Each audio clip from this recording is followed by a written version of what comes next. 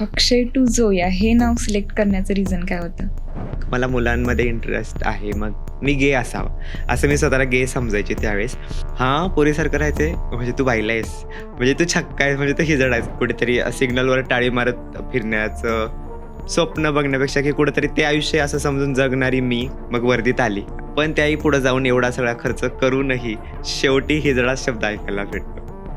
महाराष्ट्र सरकार असं म्हणते की आमच्या महाराष्ट्रातले जे ट्रान्सजेंडर आहेत ते हिजडा जोगती बना, तुम्ही देव बना, आशीर्वाद द्या, एक एक रुपया द्या आम्हाला सिग्नलला. आम्ही तो लाल कपड्यात बांधून खिशात ठेवतो किंवा तो देवाऱ्यात ठेवतो किंवा तो कुठेतरी तिजोरीत ठेवतो, पण तुम्ही माणूस म्हणून जगू नका.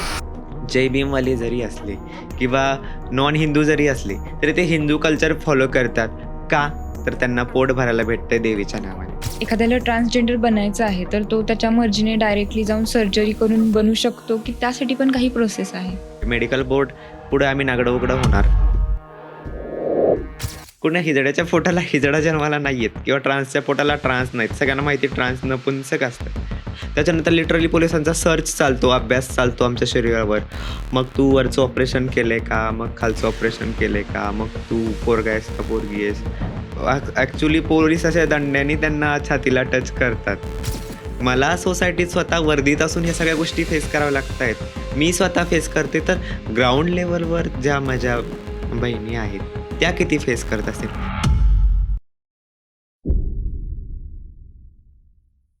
नमस्कार, मी तेजा. भन्नाट तेजा शो या पॉडकास्ट चॅनलमध्ये तुम्हा सर्वांचं मनापासून स्वागत करते. बघा, आपल्या समाजामध्ये ना ट्रान्सजेंडर किंवा तृतीयपंथी म्हटलं की एकच परसेप्शन डोळ्यासमोर येतं. ते म्हणजे साडी घालून टाळी वाजवणं किंवा मग सिग्नलवरती पैसे मागणं. परंतु या सगळ्या गोष्टींच्या पलीकडे जाऊन पण खूप काही गोष्टी ट्रान्सजेंडर लोक करू शकतात, हे आजकाल कुठेतरी आपल्याला चित्र बदलताना दिसते.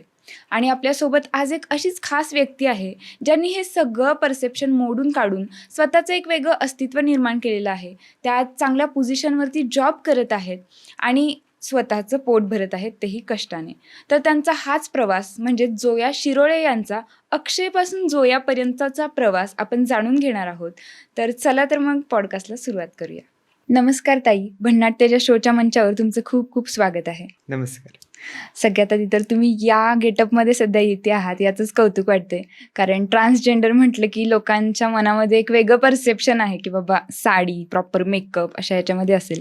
बट तुम्ही ऑन ड्युटी आहात हे बघून जास्त छान वाटते. तर ही दिसताना जरी एक वर्दी दिसत असेल ना, तर त्याच्या मागे पण खूप सारी तुमची डीप स्टोरी असणार आहे. तर तीच स्टोरी आज आम्हाला जाणून घ्यायची. नक्कीच. तर हा प्रवास नक्की कसा होता? आता प्रवास तर तसा खूप मोठा होता सांगायला गेलं तर. पण कुठेतरी आपण म्हणतो की जसं आपल्या मराठीत एक म्हण आहे की ज्यांनी चोच दिली तो चारा पण देतो. पण एक्झॅक्टली त्याच्या विरुद्ध विचार माझे आहेत की ज्यांनी चोच दिली तो फक्त चारा नाही देत, तर तो पोट देतो आणि त्या पोटाची खळगी भरायला हातपाय देतो. तर माझं तसंच आहे कुठेतरी. मी देवाच्या भरवशावर नाही जास्त राहत, कुठेतरी कर्माला मानते. आणि डॉक्टर बाबासाहेबांनी सांगितलं होतं की आपण किती पावलं चाललो ते महत्त्वाचं नसतं, ते कुठल्या दिशेने चाललो हे महत्त्वाचं आहे. आणि मला वाटतं ती दिशा मला त्यावेळेस मिळाली की मी ॲक्चुअली माझं बालपण हे ॲज अ मेल म्हणूनच गेलं. मी बाय बर्थ एक मुलगा म्हणून जन्माला आली होती. बट कुठेतरी हार्मोन्सचा विषय असेल किंवा कुठेतरी माझ्यातल्या भावना कुठेतरी आपण एक सेक्स वेगळं असतं आणि जेंडर वेगळं असतं. तर कुठेतरी माझं सेक्स आणि जेंडर अलाइन नव्हतं आणि कुठेतरी त्या गोष्टीमुळे मी स्वतःला वेगळं समजत होते. ह्याच गोष्टी पुढे वाढत गेल्या आणि मग मला समजत गेलं की नाही, तू मुलगा नाही आहेस, तू काहीतरी वेगळं आहे. आणि मग माझं सायन्स फील्ड असल्यामुळं शोध घेत कुठेतरी मी Googleला सर्च कर, कुठेतरी स्टोरीज बघ, व्हिडिओज बघ. तेव्हा मला समजलं आणि मग जसं एक कुठेतरी आपण म्हणतो की आधाराचा हात, तसा पिंपरी चिंचवड महानगरपालिकेने 2022ला जागा काढल्या किंवा एक स्पेशल भरती केली, ज्याच्यामध्ये आमचं आयुष्य बदलून गेलं. कुठेतरी सिग्नलवर टाळी मारत फिरण्याचं स्वप्न बघण्यापेक्षा की कुठेतरी ते आयुष्य असं समजून जगणारी मी कुठेतरी मग वर्दीत आली आणि खरंच माझं आयुष्यच बदलून गेलं की ह्या वर्दीने मला फक्त जॉब किंवा उपजीविकेचं साधन नाही दिलेलं, तर ह्या वर्दीने मला माझी माणसं दिलीत, मला माझा आत्मसन्मान दिलाय आणि माझी फॅमिली दिली सगळ्यात पहिली, की या वर्दीमुळं मला ह्या सगळ्या गोष्टी मिळाल्यात. फक्त मी पोट नाही भरत आहे, तर मी या सगळ्यांसोबत आनंदात राहते. त्यामुळे खूप छान वाटतंय मला हे सगळं. बाकी तुमचं बालपण कसं गेलं किंवा तुम्ही ट्रान्सजेंडर आहात हे फर्स्ट टाइम तुम्हाला कधी समजलं? हां, हा हा नेहमीचाच प्रश्न असतो ॲक्चुअली बालपण कसं नेहमीसारखं सगळ्यांचं असतं. तुम्हाला सांगते, की ट्रान्स वुमनचं बालपण मोस्ट ऑफ असं जातं, की कुठेतरी त्यांना बायल्या म्हणून चिडवणं, कुठेतरी गर्लिश म्हणून चिडवणं. मग त्या साडी घालून नाचणार, फिरणार, गाणार. सेम टिपिकल माझं बालपण असंच गेलं. आणि ट्रान्स आहे मग कधी कळलं असं म्हणण्यापेक्षा, की मला पहिले माहिती नव्हतं मी ट्रान्स आहे. मी म्हणजे एक प्रामाणिकपणे सांगते, मी स्वतःला गे समजायचे, की नाही यार तुला असं वाटतंय, की तू काहीतरी वेगळा आहेस, मुलगा नाही आहेस, तुला अट्रॅक्शन मुलांमध्येच आहे, तर तू कुठेतरी तू वेगळा आहेस आणि मग ते कुठेतरी मी मुलगा आहे आणि मग मला मुलांमध्ये इंटरेस्ट आहे, मग मी गे असावं, असं मी स्वतःला गे समजायचे त्यावेळेस. आणि मग असंच, की आपलं तुम्हाला माहिती असेल, की भारुड आपले जे हं, हं. पारंपरिक एक मंडळ असतं, की भारुडाचं असतं, की जे कलाकृती सादर करतात. येस. जिथे पुरुष असेल, तो स्त्रीचा वेश धारण करून ते लावणी किंवा असेल, की इतर पारंपरिक नृत्य सादर करतात. तर त्या भारुडात मी जायचे माझं शोसाठी आणि मग तिकडे मला ट्रान्स वुमन्स भेटल्या 2-3 तेव्हा मला समजलं, की हां, हे असंच असतं. आणि मग 1 मिनिटात की मला रिअलाईज नाही मी हीच आहे. असं किंवा गे आहे हे सिद्ध करण्यासाठी मी खूप धडपड केली. बट एक तिला पाहिल्यावर मला नाही ही मीच आहे. म्हणजे मला तिच्यात मी दिसली, की नाही, नाही माझ्या फीलिंग्ज सेम आहेत. म्हणजे गे आणि ट्रान्सजेंडरमध्ये ट्रान्स वुमनमध्ये सॉरी काहीतरी फरक आहे. की गे असतात, की त्यांना एक मुलगा असूनही त्यांना मुलाकडे अट्रॅक्शन असतं आणि ट्रान्स वुमन असे असतात, की त्यांना मुलगा आहे, मुलाकडे अट्रॅक्शन जरी असेल, पण त्यांना स्वतः मुलगी बनायचंय. त्यांना स्वतः वुमन बनायचं. त्यांना पहिले मॉडिफाय स्वतःची बॉडी करायची. हा कुठेतरी फरक होता आणि तो मला त्या ठिकाणी जाणवला, की हे होऊ शकतं. म्हणजे आपण म्हणतो जसं की आत्मा असतो आणि शरीर असतं, बरोबर? मग माझ्या आत्म्याचं लिंग वेगळं होतं फिमेलचं आणि माझ्या शरीराचं लिंग वेगळं होतं. तर कुठेतरी मी आत्मा बदलू शकत नव्हते, पण माझं शरीर बदलू शकत होते. म्हणूनसाठी मी तो निर्णय घेतला आणि मग मी सुरुवात केली. म्हणजे कुठेतरी त्या स्टेपला जाऊन कळलं, की that I am a transgender किंवा I am a trans woman. मग तुम्ही घरी कधी सांगितलं? आता कसं सांगू मी ॲक्चुअली शाळेत गेली ना, तर तिकडे चिडवायचे सगळे मला बायला वगैरे. तर मी म्हणजे नवरात्रीच्या तुमचं वागणं, बोलणं तसं होतं का? ऑब्व्हियसली हां, मुलींसारखं होतं आणि म्हणजे कितीही मी कंट्रोल केलं ना, की मी मुलांसारखं राहणार, तरी ते माझ्याच्याने होत नव्हतं आणि मग कुठेतरी भांडणं वगैरे व्हायचं. तर मग मम्मीला मी सांगायचे, "मम्मी मला असं नाही राहायचं, मला मुलींसारखं राहायचं की मला मुलींसारखं राहायला आवडतं." आणि मी खूप खेड्या भागातून म्हणजे खेडी भागात राहते, जुन्नरपासून लांब आहे माझं गाव. तर मग तिकडं काही असो आता चला आपल्याला तरी माहिती आहे, की समाजात एल-जी-बी-टी असे काहीतरी स्पेक्ट्रा आहे, असे काहीतरी गट आहेत. पण गावाला म्हणजे की हां, पोरीसारखं राहायचंय म्हणजे तू बाईला आहेस, म्हणजे तू छक्का आहेस, म्हणजे तू हिजडा आहेस. गावाला ह्याच कन्सेप्ट असायच्या. ऐकायला जरी आता ऑड वाटतंय, तरी गावाला ह्याच कन्सेप्ट असायच्या. मग कुठेतरी त्यांना वाटायचं म्हणजे तू छक्का होणार? म्हणजे तू साडी अरे देवा! म्हणजे मग मम्मी कुठेतरी मला तिला वाटायचं की याचा बालिशपणा काहीतरी झालाय आणि ती कुठेतरी मला ह्या गोष्टींपासून लांब ठेवायला पाहिजे. कुठेतरी मग साधूकडं नाही. मग तू कोणासोबत तुझे मित्र कोण आहे? म्हणजे तिला माहिती असायचं. पण तरी पण मग तू डान्सला जातोस म्हणूनसाठी कदाचित तिकडं कोणी भेटलं असेल. मग कुठेतरी डॉक्टरकडे ने. म्हणजे ह्या सगळ्या गोष्टी ती करायची मम्मी. त्याच्यामुळे मग त्यावेळेस की एक मला समजल्यानंतर ना मी एक लगेचच मी मम्मीला सांगितलं होतं आणि मी माझं ट्रान्सफॉर्मेशन करण्याच्या अगोदर म्हणजे किंवा पुण्याला यायच्या अगोदरच मी 5 वर्ष जवळ माझ्या मम्मीला समजवत होते. मम्मी मला ऑपरेशन करायचेत, मम्मी मला ऑपरेशन करायचेत. तिने मला 5 वर्ष होल्डवर ठेवलं होतं आणि पण मी पण जिद्दी होते. मला घर सोडायचं नव्हतं. मला जर मी असं की मला स्वतःला एक्सेप्ट करायचं, तर ते मला माझ्या फॅमिलीसोबत एक्सेप्ट करायचंय आणि कुठेतरी मराठा समाजातून बिलॉन्ग करते म्हणूनसाठी मग ते म्हणायचे की "नाही आपल्या समाजात हे नाही चालत, की लोकं काय म्हणतील? लोकं नाव ठेवतील." ते खूप रिस्ट्रिक्शन किंवा ते खूप बर्डन माझ्या डोक्यावर होतं सगळं, की लोकं काय म्हणतील? जसं सगळ्यांच्याच नशिबात असतं. तेव्हा मी सांगितलं होतं मम्मीला, अशी-अशी गोष्ट आहे. मग त्यांच्याकडून एक्सेप्टन्स कधी मिळालं? एक्सेप्टन्स तसं माझी मम्मी सांगितल्या दिवसापासूनच मला म्हणायची, "ठीक आहे करू." फक्त एवढंच की करू. म्हणजे तिला माझं मनही दुखवायचं नव्हतं. तिचा सक्रिय सहभाग पण नव्हता. फक्त तिला सांगायचं होतं, "हां, करू." करून ती तिचे प्रयत्न चालूच ठेवायची. पण तिने आणलेले अंगारे असेल, बाबांची औषधं वगैरे जादूटोण्याचे असतील, ते मी रेग्युलर खायचे. मी आठवण "मम्मी वेळ झाली औषधांची." पण ते तिला खाताना एक नेहमी बोलायचे, की "मम्मी जर यांनी जर बदललं नाही ना, तर तुला माझं ऐकावं लागणार हां." आणि शेवटी तसंच झालं. एक मनोज्ञ म्हणून हॉस्पिटलमध्ये मम्मीने मला नेलं आणि तिकडं तो सेन्सिटिव्ह डॉक्टर असावा किंवा त्याला माहिती असावं सगळं. त्याने माझ्या रिझल्टवर लिहून दिलं, की दॅट हा जेंडर डिस्फोरियाचा प्रकार आहे. आणि त्यावेळेस कुठेतरी मम्मी जाऊन मम्मी म्हणे, "थकली का? आता सोड विषय. आता फायनली मला माझं आयुष्य जगू दे." आणि मग तेव्हा तिने जाऊन ॲक्सेप्ट केलं होतं 2020ला, की "हां, ठीक आहे. तुला जसं लाईफ जगायचं तसं तू जग." मग त्यानंतर सर्जरीज वगैरे कधी झाल्या? मग त्यानंतरनं घर सोडलं, पुण्याला आली आणि मग थोडंसं कुठेतरी माझ्या समाजात राहत होती आणि मग मी म्हणजे शर्ट पॅन्टवरच राहायची आणि मग त्याच्यानंतरनं हळू-हळू सर्जरीज केल्या. पहिली सर्जरी केली त्याच्यानंतरनं मग जॉब लागला आणि मग जॉब करता-करताच मी दुसरी सर्जरी केली आणि मग त्याच्यानंतरनंच म्हणजे 2-3 वर्षात मी 2020ला सांगितलं, 21ला घर सोडलं आणि आज 26 आहे. म्हणजे 2-3 वर्ष झालं, की मी एक साडी म्हणून आणि किंवा एक वुमन म्हणून जगते किंवा एक ट्रान्स वुमन म्हणून जगते. सो ट्रान्सजेंडरमध्ये काय-काय प्रोसेस असते किंवा म्हणजे त्याच्यामध्ये काय-काय सर्जरीज कराव्या लागतात? आता ट्रान्सजेंडरमध्ये खूप आता घोळ घातलेला आहे शासनानं. पहिली गोष्ट ट्रान्सजेंडरमध्ये कोण-कोण येतं हे खूप महत्त्वाचं आहे. त्याच्यावर डिपेंड राहतं त्यांच्या सर्जरीज.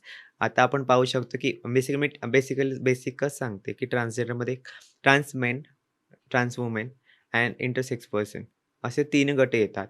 त्याच्यावर डिपेंड राहतं. Intersex person who having both sexes म्हणजे त्यांना मेलचेही पार्ट असू शकतात, फिमेलचेही पार्ट असू शकतात.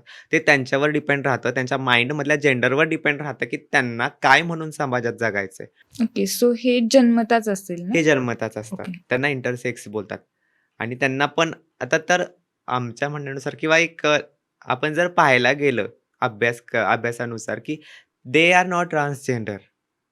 त्यांना जर मेल म्हणून जगायचंय, तर ते मेल म्हणून जगू शकतात किंवा फिमेल म्हणून जगायचं, तर ते फिमेल म्हणून जगू शकतात, एक स्ट्रेट म्हणून. तर त्यांना का ट्रान्सजेंडरमध्ये टाकलंय? हा खूप मोठा प्रश्न आहे. आणि आपण ट्रान्सजेंडरच्या बाबतीत बघाल, तर ट्रान्स मेनमध्ये पण 2 सर्जऱ्या किंवा 3 सर्जऱ्या आणि ट्रान्स वुमेनमध्ये पण 2-3 सर्जरी असतात. जसे की व्हॉईस फेमिनायझेशन असेल किंवा वजानोप्लास्टी असेल किंवा ब्रेस्ट इम्प्लांट असेल, की अशा 4-5 प्रकारच्या 2-3 प्रकारच्या सर्जऱ्या अशा असतात आणि त्या खूप कॉस्टली असतात. तर त्या डिपेंड राहतं, की कुठल्या प्रकारचा ट्रान्सजेंडर आहे याचं.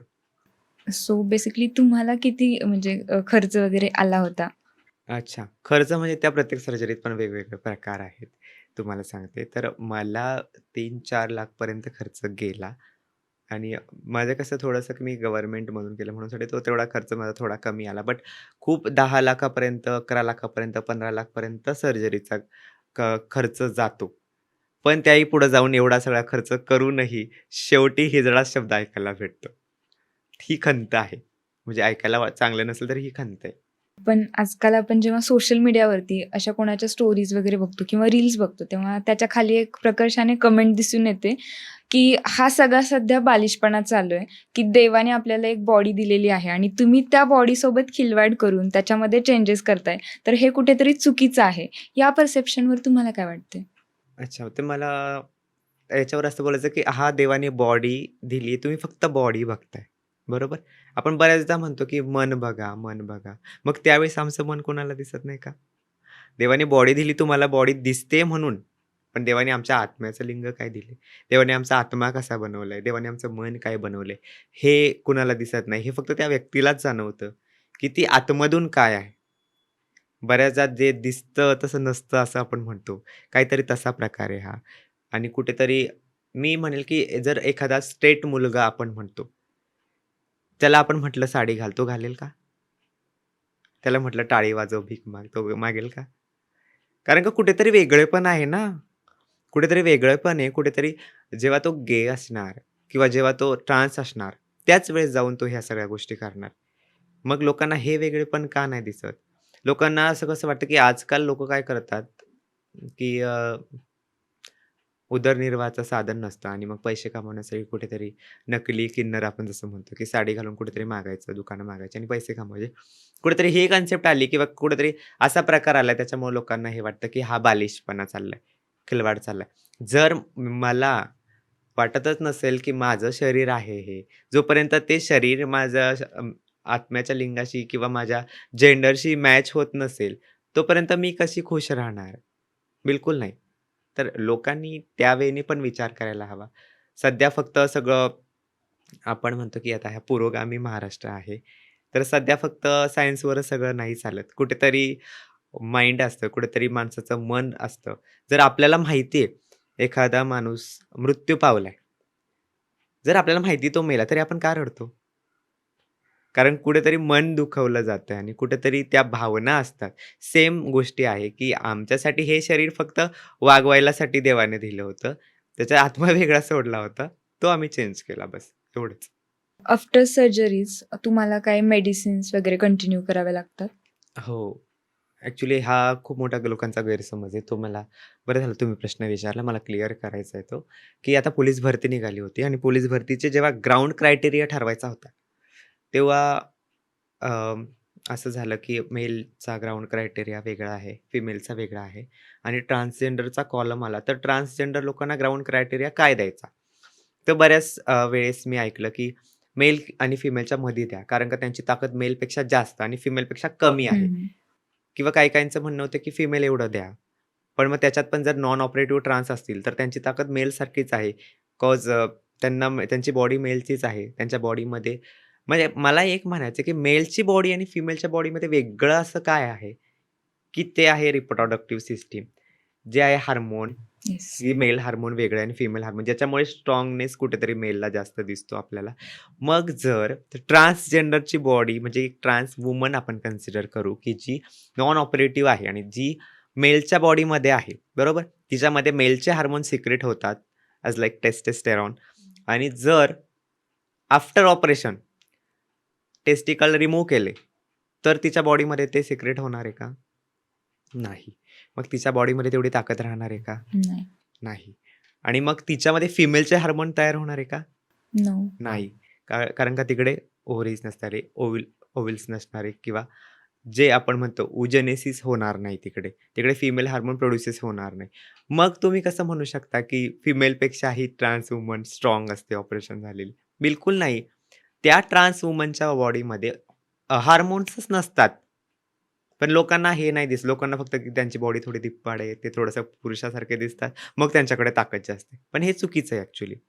हे चुकीचं आहे. सो जेव्हा तुम्ही ॲप्लाय केलं, तेव्हा कोणत्या कॅटेगरीमधून किंवा तुमच्यासाठी आता रिझर्व्ह कॅटेगरी काही आहे का थर्ड? कॅटेगरी रिझर्व्ह आहे, पण जागा रिझर्व्ह नाहीये. म्हणजे कॅटेगरी रिझर्व्ह म्हणण्यापेक्षा की जेव्हा 2022-23 ची पोलीस भरती निघाली, त्यावेळेस तिकडे कॉलम नव्हता जेंडरचा किंवा सेक्सचा कॉलम नव्हता, की जिकडे मेल, फिमेल आणि ऑदर नव्हतं. फक्त मेल, फिमेल होतं आणि एम-पी-एस-सीला पण सेम होतं. पण नंतरनं पिटिशन फाईल केली आणि मग कुठेतरी तो कॉलम आला मेल, फिमेल आणि ऑदर. तो ऑदरचा कॉलम आला. आम्ही 2022-23 च्या भरतीला फॉर्म भरले. 72 लोकांनी महाराष्ट्रातून फॉर्म भरले होते वेगवेगळ्या जिल्ह्यांतून. त्याच्यामध्ये 12 जणी सिलेक्ट झाल्या ग्राउंडमध्ये आणि 12 जणी सिलेक्ट झाल्या. त्याच्यानंतरनं त्यांना तारीख आली लेखीची आणि त्यावेळेस त्यांनी ग्राउंड आमचं फिमेलमध्ये घेतलं आणि आमचा मेरिट जनरलमध्ये लावला. आणि त्याच्यानंतरनंही जे सिलेक्ट झाले, त्यांना असं कॉल करून आदल्या दिवशी सांगण्यात हॉल तिकीट आलेल्या लोकांना आदल्या दिवशी सांगण्यात आलं, की तुम्ही येऊ शकत नाही कारण का तुमचं मेरिट चुकून लागलेलं गेलेलं आहे. ते फॉल्टी होतं, तुम्ही येऊ नका. त्यांना बसवून दिलं नाही एक्झामला. म्हणजे किती हा दुजाभाव करायचा? म्हणजे पहिल्यांदा तुम्ही फिमेलचा कॉलम नव्हता दिला. फिमेलमधून फॉर्म भरून दिले नाही, बरोबर? त्याच्यानंतरनं तुम्ही फिमेलमधून मेरिट लावलं नाही. ग्राउंड फिमेलमधून घेतलं, मेरिट मेलमधून लावताय. आणि तरीही आमच्या पोरींना घेत नाही. म्हणजे त्याच्यानंतरनं आम्ही आंदोलनं वगैरे केली, पण नाही काही सक्सेस झाला आणि अजून तरी रिझर्व्हेशन महाराष्ट्रात नाहीये. आउट ऑफ महाराष्ट्र रिझर्व्हेशन आहे. तिकडे छान जगतायत सगळ्या. म्हणजे एक स्वतःचं कुठेतरी ओळख आहे, काहीतरी स्टेटस आहे, समाजामध्ये ओळख आहे आणि समाजाकडनं ते नियम आहेत किंवा ते स्वातंत्र्य त्यांना आहे म्हणूनसाठी त्या छान जगतात. पण पुरोगामी महाराष्ट्रामध्ये अजून तरी रिझर्व्हेशन नाही.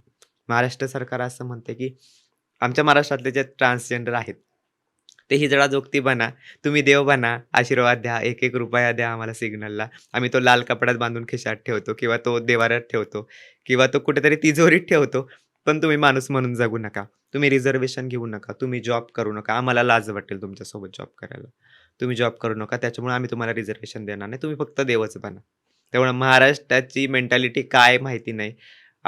मला असं म्हणायचं की आमचं रिझर्व्हेशन असेल किंवा स्वातंत्र्य असेल किंवा आमचे हक्क जे फंडामेंटल राइट्स असतील ना, ते राज्यघटना किंवा लोकशाही नाही ठरवत. माझ्या म्हणण्यानुसार. ते महाराष्ट्रातल्या लोकांची मेंटॅलिटी ठरवते, की ह्यांना रिझर्व्हेशन द्यायचं की नाही. तर अजून तरी रिझर्व्हेशन नाहीये. कुठेच म्हणजे कोणत्याच बाबतीमध्ये तुमच्यासाठी रिझर्व्हेशन नाहीये का? नाही, नाही, नाही. कुठल्या बाबतीत म्हणजे नक्की? म्हणजे जसं की आता मला एक क्युरिओसिटी होती, की आता बसच्या तिकिटांमध्ये पण फिमेलसाठी 50% ऑफ आहे. तर तसं तुमच्यासाठी काही आहे का? नाही ना, आम्हाला मुख्यमंत्री साहेब फिमेल मानतच नाही पहिली गोष्ट. तर आम्हाला का देतील? एक घटना माझ्यासोबत झालेली. मी आणि माझी फ्रेंड गावावरून येत होती जुन्नरवरनं आणि तेव्हा आम्ही बसलो आणि आम्ही तिकीट मागितलं, हाफ तिकीट द्या 2. तर तिने दिलेच नाही त्या कंडक्टरनी. गाडी अर्ध्यापर्यंत आली होती. ती तिकीट काढत होती. तिने रात्रीच्या 11 वाजता गाडी थांबवली हायवेला. सुनसान एरिया होता मंचरच्या पुढे आणि ती म्हणते, "उतरून घ्या तुम्ही." म्हणजे अशा वेळेस तुम्ही म्हणजे फिमेल असून तुम्ही आम्हाला फिमेल ट्रीट करत नाही. जर राज्यघटनेने आम्हाला अधिकार दिलाय, लोकशाहीने, संविधानाने आम्हाला अधिकार दिलाय आमचा जेंडर ठरवण्याचा. मग तुम्ही का आम्हाला जज करता, की तुम्ही फिमेल नाहीयेत? आम्ही ऑपरेशन केले तर तुम्ही का आम्हाला जज करता, की तुम्ही फिमेल नाहीयेत? फिमेलला हाफ तिकीट आहे. 50% सूट आहे. ट्रान्सजेंडरला नाहीये. लाडकी बहीण योजना फिमेलला आहे, ट्रान्सजेंडरला नाही. आम्ही मुख्यमंत्र्याचे बहिणी नाहीयेत ना, आम्ही ॲक्चुअल ज्याला मुख्यमंत्र्याचे नीड आहे त्यालाच भाऊ आहे. मिळत नाहीये. ॲक्चुअली मी तुम्हाला म्हणते, की तुम्ही जसं मला मगाशी विचारलं, की तुमच्यासाठी काय-काय योजना आहेत. एक संजय गांधी निराधार म्हणून योजना आहे. पण त्याचं पण खूप मागे-पुढे चाललंय वयाचं. जसं की मी पिंपरी-चिंचवड महानगरपालिकेत काम करते. तर तिकडे समाज विकास विभागाच्या वतीने सुद्धा 2-3 योजना आहेत, की वय झालेल्या ट्रान्सजेंडरसाठी पण त्यांचं वय 40. जर तृतीयपंथी 18, 19, 20 किंवा जास्तीत जास्त 22-23 च्या वयामध्ये घर सोडतात, घराच्या बाहेर होऊन पोरकं होतात. कुठेतरी आमच्यामध्ये म्हणतात बेवारसी होतात कुठेतरी. त्यावेळेस त्यांना गरज आहे ह्या सगळ्या गोष्टींची. घरातून आई-बाप हाकलून देतात म्हणजे असं नाही की तुझे कपडे भर, तुझी बॅग भर, तुझे पुस्तक, तुझे डॉक्युमेंट्स भर. नो. आहे त्या अवस्थेत घराबाहेर काढतात. त्यावेळेस त्यांचं आधार कार्ड, त्यांचे डॉक्युमेंट्स, त्यांनी घेतलेलं शिक्षण सगळं तिथंच पेटतं. कारण का सुशिक्षित असून अजून कितीतरी ट्रान्स वुमन माझ्यासमोर अशा ओळखीत, की सुशिक्षित असून त्यांच्याकडे सांगायला पुरावे नाहीयेत, की त्यांनी ग्रॅज्युएशन केलंय. त्यांच्याकडे पुरावे नाहीत, की त्यांनी 12वी केलंय, एच-एस-सी केलंय. अशाही कंडिशन असतात आणि त्या काळात आम्हाला घराच्या बाहेर काढतात. मग त्या काळात आजाराची गरज असते आणि तुम्ही 40 वर्ष झाल्यानंतर ना आम्हाला त्या योजनेचा लाभ ते तुम्ही 1000-1500 चालू करताय महिन्याला. म्हणजे मग त्या सरकारी योजनांचा लाभ घेण्यासाठी आम्हाला ते वय पास करावं लागते. ते वय आम्ही कसं पास करायचं? आम्हाला फंडामेंटल नीड्स नाही, आम्हाला रेशन कार्ड नाहीयेत, आम्हाला घरकुल नाहीये. तर तुम्ही जे आपण मूलभूत गरजा म्हणतो अन्न, वस्त्र, निवारा, त्याची सोयसुद्धा आम्हाला नाहीये. आम्हाला जॉबच नाही तर आम्ही करायचं काय? आणि मग कुठेतरी उपजीविकेचं साधन म्हणून एखाद्या 2 गोष्टी कुठं सिग्नलला भीक मागायचं, दुकान मागायचं, कुठेतरी प्रॉस्टिट्यूशनमध्ये आमच्या पोरी जाऊन उभं राहिल्यावर कुठेतरी मग त्यांच्यावर नाही तसे आरोप, नाही तसे घाणेरडं बोलायचं त्यांना. म्हणजे किती सरकारने म्हणजे माझ्याकडे शब्द नाहीयेत बोलायला, की सरकारने एवढं सगळं किचकट आयुष्य आमचं करून ठेवले. खूप घाणेरडं. आणखी एक गोष्ट म्हणजे आता एखाद्याला ट्रान्सजेंडर बनायचं आहे, तर तो त्याच्या मर्जीने डायरेक्टली जाऊन सर्जरी करून बनू शकतो, की त्यासाठी पण काही प्रोसेस आहे? हे पण खूप इंटरेस्टिंग आहे. कसं झालं, जेव्हा 2014ला नालसा जजमेंट आलं, त्याच्यामध्ये उल्लेख होता सेल्फ डिक्लेरेशनचा. 2019चा ट्रान्सजेंडर प्रोटेक्शन ॲक्ट आला, की ज्याच्यामध्ये ट्रान्सजेंडरची डेफिनेशन सुटसुटीत दिली होती, की व्यक्ती जी स्वतःला कन्सिडर करते ट्रान्सजेंडर म्हणून, ती ट्रान्सजेंडर आहे. तिकडे 2 स्टेप प्रोसेस होते. फक्त एखाद्या स्टॅम्पवर जाऊन कुठेतरी तुम्ही ट्रान्सजेंडर आहात असा उल्लेख करून लिहायचा. ते सबमिट करायचं कलेक्टर ऑफिसला. आणि मग तो ऑनलाईन पोर्टलला ट्रान्सजेंडर पोर्टलला फॉर्म भरून तुम्हाला ते कलेक्टरचं सर्टिफिकेट मिळायचं एक ट्रान्सजेंडर. एवढी सिंपलची प्रोसेस होती. बट आता 2026चं जे अमेंडमेंट बिल आलं, 30 मार्चला त्याच्यावर राष्ट्रपतींनी साईन केली. म्हणजेच भारताच्या पहिल्या नागरिक राष्ट्रपतींनी त्याच्यावर साईन केली. का एवढी घाई मला माहिती नाही. पण त्याच्यानुसार आता फक्त हिजडा, किन्नर, आरावनी, जोगती ह्या 4 कल्चर फॉलो करणाऱ्या व्यक्तीच आणि इंटरसेक्स ह्या व्यक्तीच फक्त ट्रान्सजेंडर आहेत. बाकी खूप सारा मोठा घटक किंवा खूप सारा मोठा समाज ह्या ट्रान्सजेंडर कम्युनिटीमधून बाद केला गेला. मला सरकारला एक प्रश्न विचारायचा की त्यांची आयडेंटिटी आता काय? आणि तो बाद केला गेला. मग आता प्रोसेस वाढवली, की आता आहेत ते लोकं ट्रान्सजेंडर कशी? तर पहिले सेल्फ डिक्लेरेशन होतं. आता मेडिकल बोर्ड ठरवणार, आम्ही ट्रान्सजेंडर आहेत की नाही. हसण्यासारखं आहे बरं का, नीट ऐका. जेव्हा आईच्या पोटामध्ये 9 महिने बाळ आहे. सोनोग्राफी होते. त्या आईलाही माहिती नाही तिचं बाळ ट्रान्सजेंडर होणार आहे की नाही. तिचं बाळ मुलगा जरी असला लिंग, तरी ते पुढे जाऊन मुलगाच राहणार आहे की नाही, हे त्या आईलाही माहिती नाहीये. तर हे मेडिकल बोर्ड आता सांगणार, आम्ही ट्रान्सजेंडर आहे की नाही? की ज्यांच्या अभ्यासक्रमात लांब-लांबपर्यंत ट्रान्सजेंडर म्हणजे काय उल्लेख नसतो. ते लोकं आता ठरवणार की that we are trans or not. पुढे जाऊन मी तुम्हाला सांगते, जर ट्रान्स इंडिव्हिज्युअल असतील, नॉन बायनरी पर्सन असतील किंवा ट्रान्स मेन, की जे जन्मतः मुलगी आहेत आणि आफ्टर सर्जरी किंवा जर ते मुलगी असूनही स्वतःला मेल म्हणून कन्सिडर करतात. म्हणजे त्यांच्या माइंडमध्ये कुठेतरी त्यांचं जेंडर वेगळं आहे. म्हणजे ते ट्रान्सजेंडर होते 2019च्या कायद्यानुसार किंवा 2014च्या नालसा जजमेंटनुसार. पण आता 2026चं अमेंडमेंट बिल पास झालं, ज्याच्यानुसार ते ट्रान्सजेंडर नाहीयेत. खूप सारा घटक मी जसं म्हणते वगळला गेला, तो असा झाला. मग ही प्रोसेस, मग ह्या लोकांनी कसं सिद्ध करायचं आम्ही ट्रान्सजेंडर आहोत म्हणून? किंवा मला जर माझ्यासारखी किंवा अ, बरं ठीक आहे, माझ्यासारखी जर एखादी ट्रान्स इंडिव्हिज्युअल आहे आणि जिला हिजडा, किन्नर, जोगती हा समाज किंवा ह्या परंपरा फॉलो करायच्या नाही. तिने कसं सिद्ध करायचं ती ट्रान्सजेंडर आहे म्हणून? म्हणजे मग ट्रान्स बोर्ड किंवा सॉरी मेडिकल बोर्ड पुढे आम्ही नागडं-उघडं होणार. मग तिकडे परत राइट टू प्रायव्हसी आलं, की मेडिकल बोर्डची माणसं तेवढी सेन्सिटिव्ह आहेत का? की ते आम्हाला योग्य रिझल्ट देतील का? म्हणजे आडला हारी आणि गाढवाचं पायधरी. आता आम्हाला त्यांच्या हातापाया पडावं लागणार, की तुम्ही प्लीज आमचा रिझल्ट ट्रान्स म्हणून द्या. म्हणजे आम्हाला पुढे सर्जरीला आम्ही मोकळं. ही खूप बट लेंदी प्रोसेस झाली ॲक्चुअली. हे रिझल्ट कोणत्या बेसिसवरती देतात? नाही कारण अजून म्हणजे कसं, की आत्ताशी बिल पास झालं. आत्ताशी ते पारित झालं. अजून तेवढी डिटेल्स नाही आलेली, की कसं ते आता सिद्ध करणार आणि मलाही खूप गंमत आहे. मलाही पाहायचं ते कसं सिद्ध करणार. कारण का जर तुम्ही जोगतीला ट्रान्सजेंडर म्हणता, तर मेडिकल बोर्ड कसं ठरवणार? कारण का आपण पाहतो, की सोलापूर, कोल्हापूर साइडचा जो भाग आहे, तिकडे पारंपरिकरित्या जोगती समाज आहे. म्हणजे मग जोगती हा फक्त तृतीयपंथी किंवा ट्रान्सजेंडर समाज नाही. तिकडे मेल, फिमेलसुद्धा जोगती आहेत, की ज्यांच्या परंपरेनुसार तो यल्लम्मा देवीचा जग असेल, मोती असेल, जे पुढं परंपरेनुसार चाललंय आणि मग त्या परंपरेतल्या लोकांना जर जोगती आहेत, तर त्यांना पण तुम्ही ट्रान्सजेंडर म्हणून घेणार का? किंवा जर इंडिव्हिज्युअल पर्सन असेल, तर त्यांना तुम्ही ट्रान्स म्हणून कसं आता कन्सिडर करणार? जर आता मी सांगते, की जेव्हा आता मला सेल्फ डिक्लेअर्ड कायदा आला, तर कुठेतरी आता जॉब म्हणजे कंपन्यांनी द्यायला सुरुवात केली आहे किंवा गव्हर्नमेंट सेक्टरमध्ये कुठेतरी कॉन्ट्रॅक्ट बेसला का होईना जॉब निघायला सुरुवात झाली. जसे पुणे महानगरपालिका, पिंपरी चिंचवड महानगरपालिका. तर कुठेतरी मी जसं म्हटलं, की मला माझी फॅमिली जॉबमुळे मिळाली. कुठेतरी फॅमिली एक्सेप्ट करायला लागली ना, की नाही आता जॉब करतात तर छान आहे. ठीक आहे बाबा तुला ट्रान्स व्हायचंय, तुला ऑपरेशन करायचं तू कर, पण आमच्यासोबत राहून कर. कुठेतरी आता ते सगळं थांबणार आहे. कारण का जर मला ट्रान्स बनायचं तर मला पहिले हिजडा बनावं लागणार. त्याच्यानंतरनं मला ट्रान्सचं सर्टिफिकेट भेटणार. ही अशी प्रोसेस आहे. मग त्या आई-वडिलांना पटणार आहे का मी हिजडा झालेलं? त्यांना पटणार आहे मी जोगती किन्नर झालेलं? नाही पटणार. म्हणजे सरकारने हे परत तळ्यात-मळ्यात करून ठेवलं सगळं. तर ही अशी प्रोसेस आहे. डिटेल नाहीये, पण अशी आहे. म्हणजे कुठेतरी आधी सरकार हे सांगायचं, की सगळ्यांनी एज्युकेट झालं पाहिजे आणि स्वतःच्या पायावर उभं राहिलं आधी पाहिजे आणि आता कशाला? ते रिव्हर्स प्रोसेस करायला बघतात. आधी कशाला? सरकारने काय केलं? सावित्रीबाई फुले युनिव्हर्सिटी म्हणजे युनिव्हर्सिटीच्या अंडर असणाऱ्या कॉलेजमध्ये ट्रान्स लोकांना एज्युकेशन फ्री आहे. ठीक आहे. चला मी बी-एससी झाले, एम-एससी झाले, मी पी-एच-डी झाले. मला सरकारमध्ये जॉब आहे? नाहीये. म्हणजे सरकारने जेवण वाढलंय, फक्त ताट वाढले, पण खाऊन देत नाही. माझ्या शिक्षणाचा काय फायदा तुम्ही सांगा ना, जर मला गव्हर्नमेंटचा जॉब नाहीये. मला प्रायव्हेट सेक्टरला ठेवणार आहे कोणी जॉबला? क्वचित ठेवणार आहे, की ज्यांची मेंटॅलिटी आहे समजून घेण्याची किंवा जे लोकं सेन्सिटिव्ह आहे, ते क्वचित ठेवणार आहेत. सरकार आपल्या हक्काचं असतं.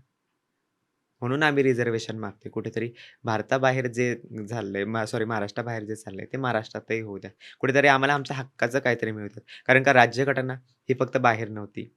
राज्यघटना इथेही आहे आणि जर मी देवाच्या भरोश्यावर बसले, माझ्या माय जगदंबेच्या नावावर सगळे आमचा हिजडा समाज, जोगती समाज आज पोट भरतो. कुठलाही असू दे. जय भीमवाले जरी असले किंवा नॉन हिंदू जरी असले, तरी ते हिंदू कल्चर फॉलो करतात. का? तर त्यांना पोट भरायला भेटतंय देवीच्या नावाने. म्हणूनसाठी ते लोकं उपजीविकेसाठी त्या गोष्टी सगळ्या कंटिन्यू करतात. पण कुठेतरी जर रिझर्व्हेशन भेटलं डॉक्टर बाबासाहेबांनी काय सांगितलं होतं, की आकाशातले चंद्र, तारे जर माझं आयुष्य किंवा माझं भविष्य ठरवत असतील, तर माझ्या मनगटाचा काय उपयोग? सेम गोष्ट झाली. तुमच्या मनगटात जर जोर असेल, पण तुम्हाला जर संधीच नसेल, तर काय उपयोग त्या जोराचा?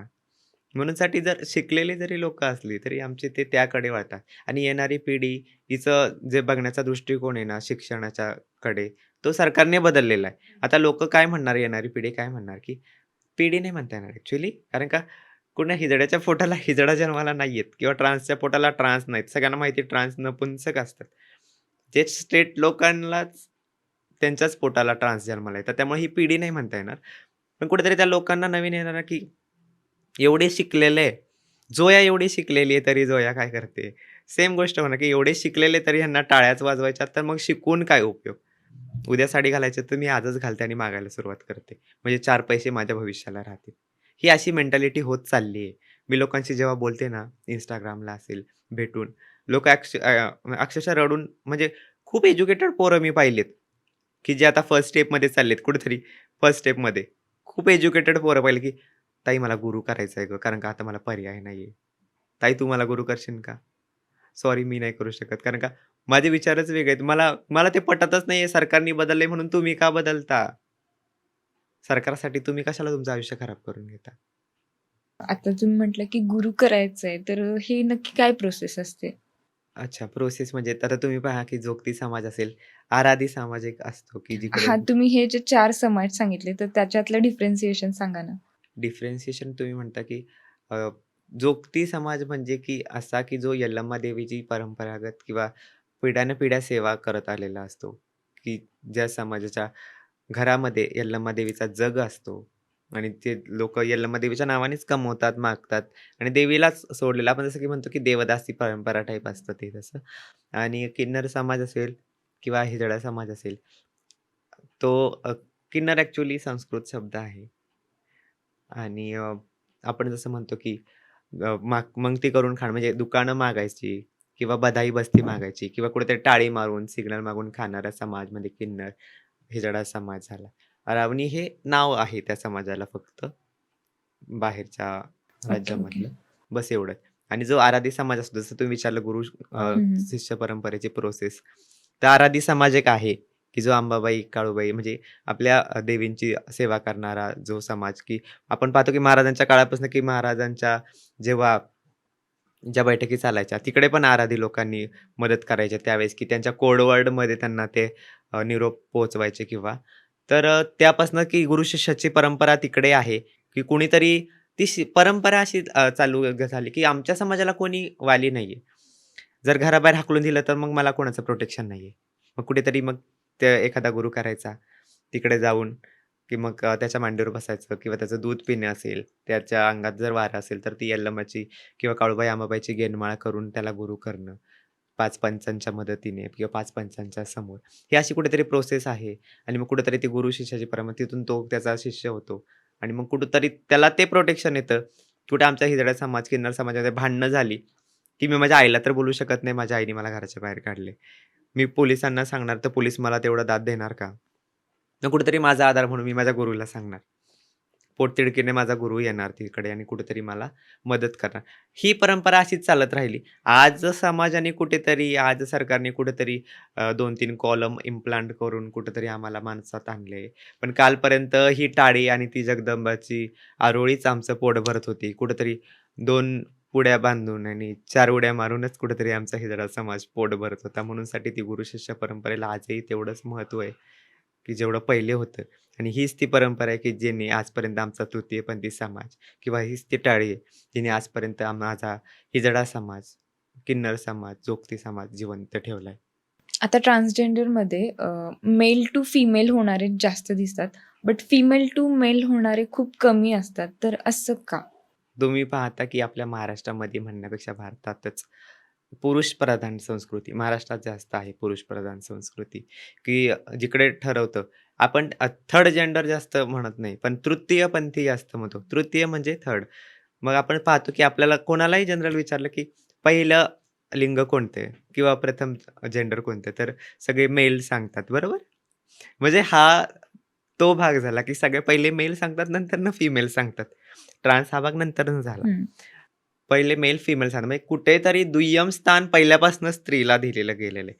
त्याच्यामुळे आपण पाहतो की स्त्री असेल घरामध्ये आणि त्या घरात जर एखादा पुरुष असेल, पुरुष प्रधान जर संस्कृती असेल, तर त्या पुरुषाचं सगळ्या घरात लोकांना ऐकावं लागतं, की मग तिकडे फ्रीडम एवढा नसतो स्त्रीला, की बाहेर जाणं, स्वतःच्या मनासारखं जगणं किंवा आपलं ठरलेलं आहे, की स्त्री झाली म्हणजे मुलगी जन्माला आली, की केस वाढवायचे छानसं. मग ते मेल बनण्यासाठी ती केस नको आहेत किंवा पुरुषांचे कपडे घालायचेत. मग ते घरातल्या पुरुषाला मान्य होईल, नाही होईल, या सगळ्या गोष्टींमुळं कुठेतरी ती स्वतःला मेल समजणारी ती स्त्री, कुठेतरी त्या समाजाच्या चौकटीत किंवा त्या बंधनाच्या चौकटीत राहून कुठेतरी घराच्या आधारावर राहून ती स्वतः लेट घराबाहेर केव्हा पडते, की जेव्हा ती स्वतः इंडिपेंडंट होते. आणि कुणीतरी खरंचच, की हो, नाही मला असंच जगायचंय, तेवढी जर ठाम असेल, तर ते कुठेतरी स्वतःला फ्री करून कुठेतरी मेल म्हणून जगायला सुरुवात आहे. म्हणजे हे कुठेतरी क्वचित दिसतं म्हणूनसाठी ते कमी दिसतात. प्लस पुढे जाऊन आपली सरकारी यंत्रणा असेल, पोलीस प्रशासन असेल, ते वाटतं, की ते स्त्रियांना पण एवढं छानसं प्रोटेक्शन नाही आजकाल. तर कधी आपल्या ट्रान्समेन लोकांना तेवढं प्रोटेक्शन भेटणार, की एखादी पुरुष झालेली स्त्री, एखादा पुरुष जरी तुम्हाला सांगते, बाहेरच गेला आणि थोडासा बायकी चाळे जरी त्यांनी केले, तरी त्याला बायल्या म्हणून चिडवणार, त्याला छेडणारे 100 आहेत. तर एखाद्या स्त्रीचा पुरुष झालेला कधी मान्य करणार आपली सोसायटी? आणि हे खूप कठीण आहे. त्यांना त्यांचं आयुष्य जगणं खूप कठीण आहे. आपण म्हणतो फक्त, की ट्रान्सजेंडर समाज किंवा ट्रान्समेन समाज पुढं येत नाही, बोलत नाही. पण त्यांचं पुढं येणं म्हणजे त्यांचं जेंडर आयडेंटिटी किंवा त्यांचं 2 पायामधलं सेक्स ओपन करणं आहे किंवा ते समाजासमोर मांडणं आहे आणि हे सगळं सोबत घेऊन जगणं त्यांना खूप अवघड होऊन जातं. म्हणूनसाठी कुठेतरी ते क्लोजेटमध्येच राहतात आणि हे खरंच त्यांच्या दृष्टीने किंवा त्यांच्या सुरक्षेच्या दृष्टीने छान आहे. आणि कुठेतरी हे चित्र कधी बदलेल, जेव्हा आपल्या महाराष्ट्रामध्ये जो सुरक्षेचा कायदा आहे किंवा जी सुरक्षा यंत्रणा आहे, ती जास्त प्रभावी जेव्हा होईल ना, त्यावेळेस कदाचित हे बदलेल. कुठेतरी आता बदलत चाललं होतं. पण हे जे अमेंडमेंट बिल आलं, त्याने त्यांचं अस्तित्वच मिटून टाकलं. कारण का त्यांना आता ट्रान्समेन लोकांना जर तुम्ही फिमेल म्हणून वागले, तुम्हाला घराच्या बाहेर मेल बनून भरायचं आणि त्यांना जर आता तृतीयपंथीचं सर्टिफिकेट काढायचं तर त्यांना पहिले जोगती किंवा किन्नर बनावं लागणार. आणि ह्या सगळ्या गोष्टी कशा शक्य आहेत? की जर त्यांना करायचंच नसेल, तर ते का करतील?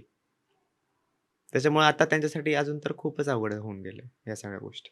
आता जसं की आपल्याला माहिती आहे, की ट्रान्स वुमन म्हणजे मेल टू फिमेल बनल्यानंतर त्यांची जी स्ट्रेंथ आहे ती कमी होते. म्हणजे पुरुषासारखी त्यांची स्ट्रेंथ राहत नाही. तर जेव्हा एका स्त्रीचा पुरुष बनतो, तेव्हा त्यांच्यामध्ये मग पुरुषाने एवढी ताकद येते का? जसं मेल टू फिमेल आपण म्हणतो, की तिकडे ऑपरेशनच्या अगोदर एक स्टेप असते, की ज्याला आपण एच-आर-टी म्हणतो, हार्मोन रिप्लेसमेंट थेरपी, की ज्यामध्ये जे मेल हार्मोन शरीरात तयार होत असतात, ते स्टॉप करून म्हणजे टी ब्लॉकर म्हणून टॅब्लेट्स किंवा इंजेक्शन्स असतात. ते टी ब्लॉकर घेऊन मेल हार्मोन स्टॉप करून नंतरनं फिमेल हार्मोन स्टार्ट केले जातात. त्याच्यामुळे ते हार्मोन जो इम्बॅलन्स असतो, तो होत नाही शरीरामध्ये. पण ट्रान्स मेनचं कसं असतं, की ते फिमेल हार्मोन ब्लॉक करता येत नाही आणि मग त्यांना त्याच शरीरामध्ये त्यांना मेल हार्मोन्स घ्यावे लागतात इंजेक्शन. कारण का मग त्यांचा आवाज कुठेतरी बदलेल. त्यांचा बियर्ड येईल कुठेतरी. त्यांचा लूक मस्क्युलाईन होईल. म्हणूनसाठी कुठेतरी त्यांना मेल हार्मोन्स घ्यावे लागतात आणि मग त्याच्यामध्ये तो इम्बॅलन्स खूप होतो हार्मोन्सचा. आणि जसं तुम्ही म्हणता, की स्ट्रेंथचा विषय जर आला, तर मग हो ऑब्व्हियसली की त्यांनी मेल हार्मोन्स घेतले, तर त्यांची बॉडी मस्क्युलाईन होते, स्ट्रॉंगर होते as like male. Female hormone stop होऊ शकत नाहीत. याचा अर्थ ट्रान्स मेनला पण पिरियडसारख्या गोष्टी होऊ शकतात.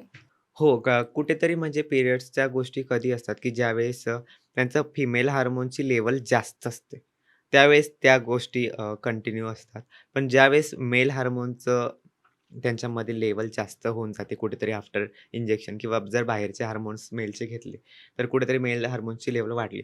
तर मग त्या गोष्टी स्टॉप होऊन जातात किंवा आपण जसं म्हणतो, की एक लांब होऊन जातात, की कुठेतरी दर महिन्याला पिरियड येणं असतं, की ते 3 महिन्यात, 6 महिन्यांनी किंवा वर्षाने होऊ शकतं. पण त्याचा खूप साऱ्या परिणाम शरीरावर होतो या गोष्टींचा. त्यामुळं कसं आहे कुठेतरी मेल बनायला, कुठेतरी मेल बनण्याच्या आशेने ट्रान्स भावंडं माझी हे स्टेप उचलतात, पण त्यांना तेवढ्या गोष्टी फेस पण कराव्या लागतात. ओके. सो ही जास्त प्रोसेस हार्ड आहे खूप, male to female to male. Male आणि कसं फिमेल टू मेल ऑपरेशनला खर्च पण 8,00,000 9,00,000पर्यंत आहे. त्याच्यामुळं मग एवढा पैसा घराच्या बाहेर पडून कमवणं आणि ज्याच्यामध्ये सरकारी यंत्रणेची साथ नसणं, म्हणजे हे खरंच खूप कठीण आहे. आणि तेवढं झाल्यानंतर नाही सेम ज्या सोसायटीला माहिती असतं, की हे फिमेल टू मेल आहे, त्यांना तोच शब्द आहे पुन्हा हिजडा. पुन्हा त्यांना तेच आयुष्य जगायचं. आता तुम्ही ज्या पोझिशनला आहात, त्याच्यानंतर तुमच्या सराउंडिंगमध्ये काही चेंजेस झालेत का? किंवा असं आहे का, की आता तुम्हाला काहीच फेस करावं लागत नाहीये नाही, समाजातून? नाही. असं मला तरी वाटतं ह्या महाराष्ट्रामध्ये जोपर्यंत रिझर्व्हेशन भेटत नाही, तोपर्यंत या सगळ्या गोष्टी कधीच शक्य नाहीत, की काहीच फेस करावं लागणार नाही. मी स्वतः तुम्हाला सांगते, की माझं एक नॉर्मल जीवन आहे, की सकाळी उठणं, जॉबवर जाणं, घरी येणं, मग माझ्या संस्थेचं काही काम असेल तर ते, काही शोज किंवा काही इव्हेंट्स असतील तर अटेंड करणं, बस एवढंच. एवढं माझं नॉर्मल जीवन आहे सरळ. तरी मला एवढे सारे प्रॉब्लेम्स आहेत, की एखादा जर रूम सोडला, तर मला दुसरा रूम भेटत नाही. मला सोसायटीत स्वतः वर्दीत असून ह्या सगळ्या गोष्टी फेस कराव्या लागतायत. लोकांचं बघणं, लोकांचं बोलणं, लोकांचं वागणं. मी स्वतः फेस करते, तर ग्राउंड लेव्हलवर ज्या माझ्या बहिणी आहेत, त्या किती फेस करत असतील. सिग्नलवर उभे राहणार आहे. मी कालचीच गोष्ट सांगते. काल आंबेडकर जयंती होती. माझा बंदोबस्त होता. आम्ही रात्री 11 वाजेपर्यंत होते आणि आमच्या कॅम्पसमधून मी बाहेरची मिरवणूक पाहत होते. तिकडं लिटरली भांडणं चालू होती. आमच्या पोरी साडी वर करून, ती पोरं त्यांना चिडत होती आणि त्या साडी वर करून म्हणजे मी माझ्या डोळ्यांनी ह्या सगळ्या गोष्टी पाहते, की म्हणजे कुठेतरी मला दिसतंय, की त्यांचं आयुष्य किती स्ट्रगल आहे. कुठेतरी माझ्यापेक्षा त्यांच्या गोष्टी खूप कठीण आहे. त्यांचं आयुष्य खूप खराब आहे. मला नशिबाने भेटलं, की जेव्हा मी ट्रान्झॅक्शन केलं, मला त्याच वर्षी जॉब भेटला. आज 4.5 वर्ष झालं जॉब केलं. कुठेतरी मला माझ्या गावामध्ये स्थान भेटलं. मला माझ्या गावामध्ये कुठेतरी माझ्या गावकऱ्यांनी एक्सेप्ट केलं. त्यांच्यामुळे माझ्या वडिलांना, की ज्यांना इम्बॅलन्समेंट फील होत होतं मला एक्सेप्ट करायला, त्यांनीही मला एक्सेप्ट केलं. मी म्हणते मला खूप इझिली ह्या सगळ्या गोष्टी मिळाल्या. माहीत नाही की ते लक होतं का काय, पण मला खरंच खूप इझिली मिळाल्या. तेवढ्या कोणाला नाही मिळत. आणि माझ्या ज्या कल्चरमधल्या पोरी आहेत ना, त्या खरंच खूप फेस करतात. खूप. आणि ह्या गोष्टी सांगण्यासाठी पण त्यांच्याकडे कोणी नसतं. पहिली सुरुवात स्वतःपासून असते. घर सोडल्याचं दुःख, शरीर बदलल्याचं दुःख, त्याच्यामध्ये सांभाळणारं कोण नाही, फ्युचरचं दुःख, कमवायचं कसं तिथून प्रश्न आहेत सगळे. आणि लोकांच्या नजरा तर बोलूच ना. असे ट्रान्स वुमन रस्त्याने चाललेले न बघणारा सुद्धा बघतो. न बघणारा सुद्धा.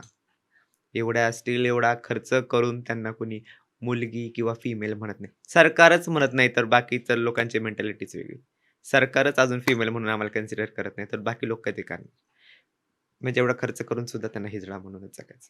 आता तुम्ही सुद्धा दिसायला खूप सुंदर आहात. तर थँक यू. जे एका मुलीला फेस करावं लागतं, त्या गोष्टी तुमच्यासोबत घडतात का? म्हणजे मुलांकडून छेडछाड असेल किंवा काही? भरपूर. आता 1-2 रील जेव्हा व्हायरल झाल्या, त्यावेळेस लोकांचे मेसेजेस भरपूर प्रचंड आले आणि ते फक्त की अ, मला खूप राग येतो अशा लोकांचा, की फ्रेंडशिप करशील का? अरे, तुम्ही जेव्हा Instaला मेसेज करता, तुम्ही जेव्हा Facebookला, सोशल मीडियाला मेसेज करता, आपण एक फ्रेंड म्हणूनच मेसेज करतो. मग अजून काय वेगळी फ्रेंडशिप तुमच्या सोबत करायची? कुठेतरी वर्दीत बघून घाबरतात, पण तरी पण किंवा एखादी रील टाकली, तर तिला कमेंट्स वेगवेगळ्या येणार. म्हणजे लोकांच्या अजूनही अपेक्षा आहेत, की फ्रेंडशिप करावी किंवा मग एकदा भेटशील का? मग तुझे ऑपरेशन झाले. पोलिस स्टेशनला मी तुम्हाला सांगते, जर पोलिस स्टेशनला गेले ना, म्हणजे मी सांगण्यापेक्षा, की जेव्हा मध्ये अँटी बेगिंग कायदा आला होता पुण्यामध्ये. भीक मागणं बंद केलं होतं. मग आमच्या पोरींचे सिग्नल दुकानं पण बंद केली होती. तर त्यावेळेस सरकारने तो कायदा आणला, पण सरकारने हे नाही सांगितले, की त्यावेळेस आमच्या पोरींनी काय करायचं होतं. मग त्यावेळेस उचलून न्यायचे. तर आमच्या तिकडच्या 2 पोरींना उचलून नेलं होतं. मला फोन केला. मी पोलिस स्टेशनला गेले. त्यांचा लिटरली अभ्यास चालतो आमच्या बॉडीवर, पोलिसांचा पण. की काय रे? म्हणजे सुरुवातच अरे-तुरेच असते. म्हणजे तुम्ही आवाजावरनं पण माणसाला जज करता. तिने साडी घातली आहे, तिने टिकली लावली आहे, तिने लिपस्टिक लावली, तरी पण तुम्ही तिला अरेच म्हणजे अरेच म्हणता त्याला. म्हणजे तुम्ही आवाजावरनं पहिली गोष्ट माणसं जज करता. त्याच्यानंतर लिटरली पोलिसांचा सर्च चालतो, अभ्यास चालतो आमच्या शरीरावर. मग तू वरचं ऑपरेशन केलंय का? मग खालचं ऑपरेशन केलंय का? मग तू पोरगा आहेस का पोरगी आहेस? मग तू अर्धा आहेस. म्हणजे ह्या सगळ्या गोष्टी फेस कराव्या लागतात. फक्त बाहेरच नाही. तर सरकारी यंत्रणा असेल किंवा पोलीस प्रशासनाच्या ह्या गोष्टींमध्ये सुद्धा लिटरली माझ्या पोरींनी आम्हाला मला सांगितलेलं की "दीदी हम जब रात को खड़ा रहते ना उधर" जेव्हा प्रॉस्टिट्यूशनमध्ये उभ्या राहतात ना आमच्या पोरी, तर ॲक्चुअली पोलीस अशा दंड्याने त्यांना छातीला टच करतात. म्हणजे न चांगलं नाही सांगणार मी वर्दीमध्ये असून ह्या सगळ्या गोष्टी पण ह्या रडून पोरी सांगतात. असं करतात पोलीस. म्हणजे प्रत्येक जण असतो म्हणजे एखादा असतो नासका, की ज्याच्यामुळे सगळं बदनाम सगळ्यांचं पूर्ण डिपार्टमेंटचं नाव बदनाम होऊन जातं. म्हणजे फेस करावं लागतं तर त्या लेव्हलपर्यंत फेस करावं. जिकडं आम्ही सुरक्षेची अपेक्षा करतो ना, त्या लेव्हलला सुद्धा फेस करावं लागतं. बाकी प्रेम किंवा लग्न याबद्दल काय मत आहे तुमचं? किंवा तुमच्या लाईफमध्ये असं कोणी आहे का? अ, हां, आता तरी लिव्ह इन रिलेशनमध्ये राहते मी आणि मला तरी म्हणजे आमचे गुरु लोकं तरी असंच सांगतात, की हिजड्याच्या नशिबात प्रेम, लग्न ह्या गोष्टी नसतात. कुठेतरी आपल्या हातावर त्या रेषा नसतात लग्नाच्या वगैरे. त्याच्यामुळे तुम्ही तो विचार करू नका. यू आर नॉट स्ट्रेट पहिली गोष्ट. पण कुठेतरी सरकारच्या किंवा त्या संविधानाने, राज्यघटनेने कुठेतरी तो अधिकार आम्हाला दिला लग्नाचा. म्हणजे किती वेगळं आहे बघा ना, म्हणजे आम्ही लग्न करायचं नाही का हे सरकार ठरवणार. आम्ही लग्न करायचं की नाही. आता कुठेतरी आम्हाला ते लग्नाचे अधिकार दिलेले आहेत. पण तिथे पण कुठेतरी नियम अटी आहेत, की मी ॲज अ ट्रान्स वुमन मी लग्न कोणासोबत करणार, पण मला जर एखाद्या मेलसोबत लग्न करायचंय, तर मला स्वतःला पहिले फिमेल बनवावं लागणार. म्हणजे मला त्या समाजमान्य चौकटीत पहिले स्वतःला ढकलून द्यावं लागणार, की तू पहिले फिमेल आहेस का? तरच तू लीगली एखाद्या मेलसोबत लग्न करू शकतेस. म्हणजे असे अधिकार सरकारने दिलेत. पण अ, आमच्यामध्ये तरी कोणी म्हणजे जास्त नाही कसं करू कशा वेने फिमेल बनावं लागेल एखाद्या मेलशी लग्न म्हणजे करायचं असेल? ऑपरेशन करून माझे डॉक्युमेंट्स फिमेलचे लागणार. मग डॉक्युमेंट फिमेलचे केव्हा होणार? जेव्हा माझं ऑपरेशन होणार, एस-आर-एस होणार.